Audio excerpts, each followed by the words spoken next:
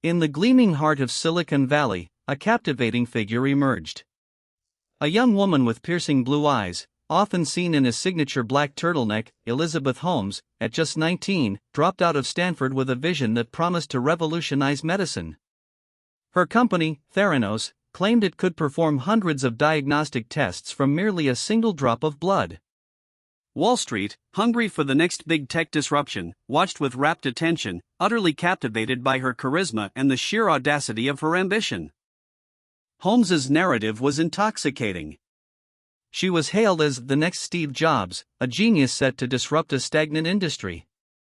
Media outlets amplified her every statement, creating an almost mythical aura around Theranos. This intense public fascination, fueled by Holmes's unwavering confidence, built an immediate, unshakable trust. It was less about proven science and more about a powerful story, a compelling vision that seemed destined for greatness, pulling in influential figures and significant capital. Investors, from venture capitalists to titans of industry, lined up, pouring hundreds of millions into Theranos. The company's valuation soared at a dizzying pace, reaching an astonishing $9 billion at its peak, all based on a technology that remained shrouded in secrecy. There were no public demonstrations, no peer-reviewed data, only Holmes's persuasive assurances and the promise of a medical revolution. This wave of unchecked enthusiasm propelled Elizabeth Holmes into the elite ranks of America's youngest self-made billionaires. Beneath the polished facade, a different reality was taking shape.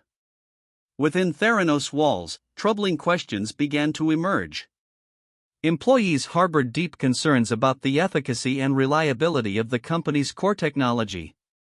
The grand claims of precise, comprehensive blood tests from a single drop seemed increasingly disconnected from the actual scientific progress, or lack thereof, being made in the labs. A growing undercurrent of skepticism started to challenge the very foundation of Holmes's empire.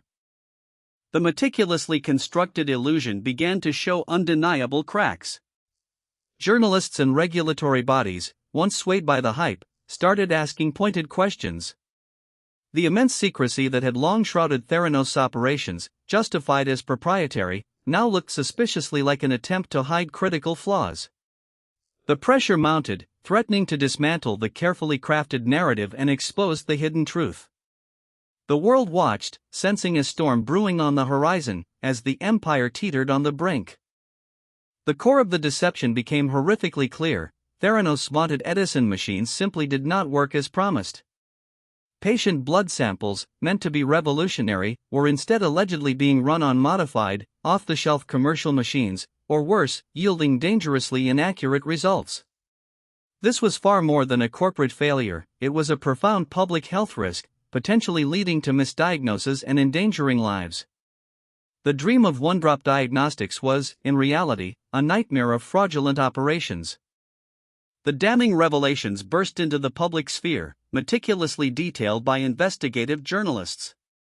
The stories painted a stark picture of systematic fraud and dangerous shortcuts. The narrative of Theranos transformed overnight from a medical marvel to a grand, dangerous deception.